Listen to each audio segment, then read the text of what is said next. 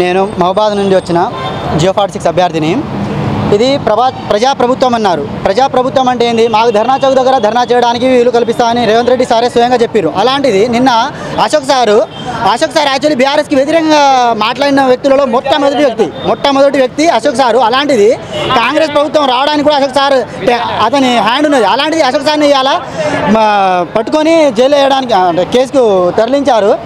అదేవిధంగా మాకు జియో 46ని రద్దు చేస్తామని పోయినసారి Revanth Reddy sir, Duddilla Sridhar Babu sir, deputy CM మన బట్టి విక్రమార్క సారు జియో 46ని మేము ప్రభుత్వం రాగానే రద్దు చేస్తామని చెప్పారు. అలాంటిది ఈరోజు మేము కాంగ్రెస్ ప్రభుత్వం రావడానికి ఊర్లు తిరిగినాం. ఊర్లు అంటే ఒకసారి ఆలోచించండి.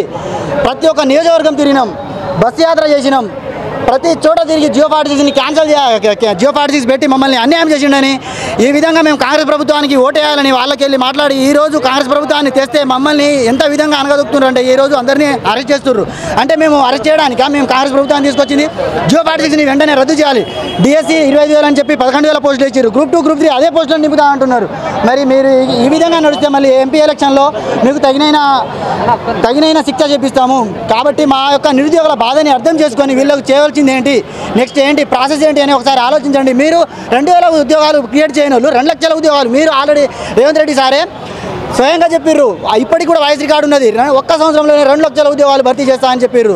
30 లక్షల కుటుంబాలు మీ ఇంట్లోకి పోయి ప్రతి ఒక్కరూ కాంగ్రెస్కి ప్రభుత్వానికి ఓటేయండి. 30 లక్షలు అంటే 90 లక్షలు అంటే 90 సీట్లు వస్తాయి.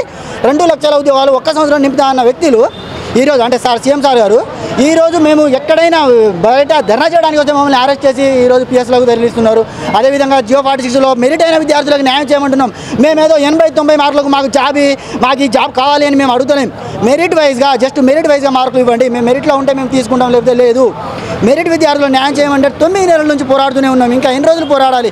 ఏమైనా అంటే మా దృష్టిలో ఉంది, సీఎం సార్ దృష్టిలో ఉంది, సీఎం సార్ దృష్టిలో ఉంది. ఇంకెన్ని రోజులు ఉంటాయి సీఎం సార్ దృష్టిలో? అంటే ఎంపీ ఎలక్షన్ అయిపోగానే మీరు ఇంకా అదే నడిపిస్తారా? ఎంపీ ఎలక్షన్ కోసమే ఇష్టం అంతా.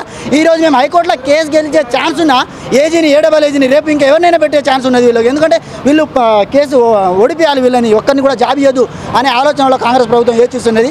ఎట్టి పరిస్థితుల్లో రేపు మేము హైకోర్టులో కేసు గెలుస్తున్నాము, దీనికి అడ్డుపడొద్దు అని చెప్తున్నాము. అదేవిధంగా మమ్మల్ని జియో 46 మెరిట్ విద్యార్థిని ఆదుకోవాలని సీఎం రేవంత్ రెడ్డి గారిని వేడుకుంటున్నాము.